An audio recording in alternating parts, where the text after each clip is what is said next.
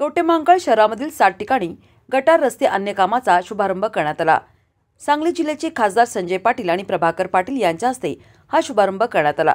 यावेळी कवठेमहांकाळ शहरातील अनेक नगरसेवक मोठ्या संख्येने उपस्थित होते। या कामाचा शुभारंभ करण्यात आला। कवठेमहांकाळ नगरपंचायतीच्या नगराध्यक्ष सिंधुताई गावडे यांनी विद्यानगर परिसरातील बंदिस्त गटार 1 फुटी मंजूर असताना 3 फुटी करण्यासाठी लढा उभा केला होता आणि आज कवठेमहांकाळमधील विद्यानगर या परिसरामधील बंदिस्त गटार या 3 फुटी लढ्याला यश मिळाले आहे। एकंदरीत पाहता कवठेमहांकाळ नगरपंचायतीमध्ये सिंधुताई गावडे नगराध्यक्ष झाल्यापासून आतापर्यंतची कामे पूर्ण मार्गी लागली आहेत।